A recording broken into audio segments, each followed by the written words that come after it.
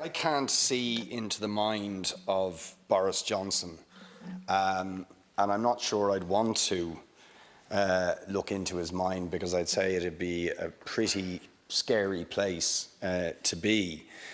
But what we, I think, can say about Boris Johnson is that when one of his biggest international backers is Donald Trump, a man whose mind I also wouldn't like to look into, which would be even more scary than Boris Johnson's mind. But we know that Donald Trump is willing, as we speak, to potentially incite civil war in the United States if he doesn't win a general election. And if Trump is a more extreme version of a certain type of political madness that is unfortunately taking off around the world at the moment, Boris Johnson is a sort of mini-me Trump. And therefore, I wouldn't be so complacent as to suggest that reason is going to prevail. Because you see, when you come to extreme right-wing, imperially minded, hard nationalist politics, one of its characteristics is not rationality. It's not being reasonable. You know, if you looked at things reasonably, you would say, of course, they want to do a deal, this is just negotiating tactics. But then you look at Trump, you look at Johnson's record, you look at the sort of politics they're propounding and where that's gone historically, and acting rationally, acting reasonably is not the record. These are people quite capable of going on wrecking missions.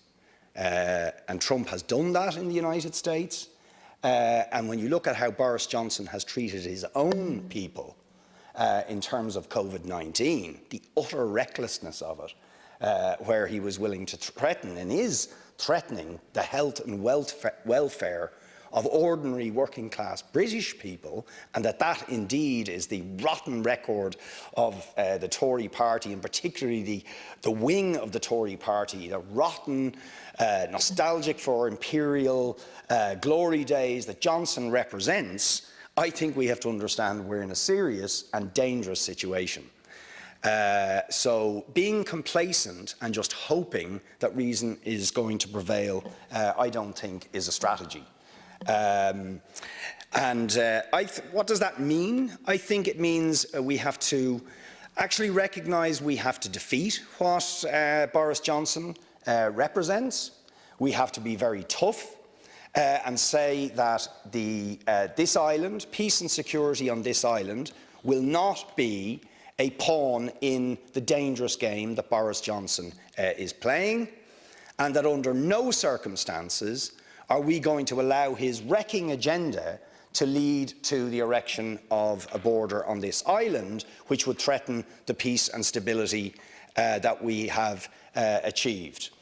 I think we also need to say to the European Union that we won't be a pawn in any game they are playing with Boris Johnson, that we're not going to be anybody's pawn, and that from no direction and for no reason, under any circumstances, are we going to accept a hard border, or the question of the re-establishment of a border being somehow a bargaining chip in the game and the negotiations. That's just not happening. We're not going to allow it to happen. And I think in that context, it is also not dangerous or not a mistake to start to put forward the argument for ending partition and bringing about the unification of this country. Because you see, British people are not stupid.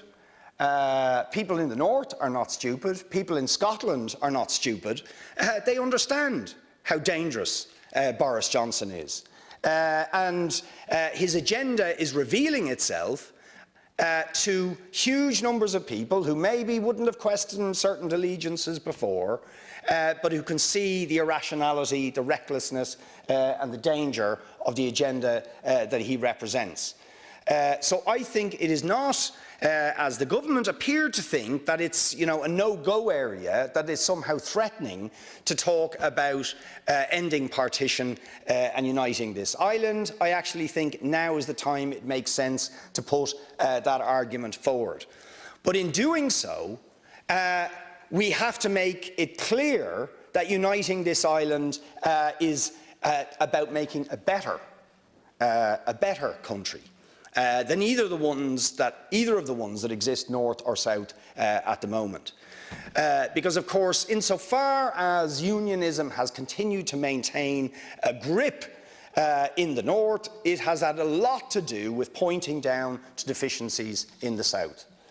The control of the Catholic Church, the conservative nature of the state, and so on, and once upon a time, the economic backwardness, but even now, issues like the lack of a national health service.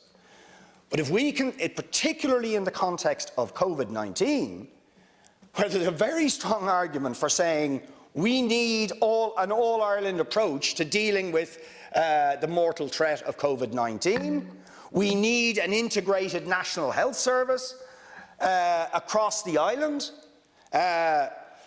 then I think if we are championing those sort of issues, the separation of church and state, a proper national health service, an all-Ireland approach and a sane approach to tackling COVID-19, then we actually open up the door to challenging the rotten nationalism of Boris Johnson and indeed the rotten politics of the DUP and of Orangism.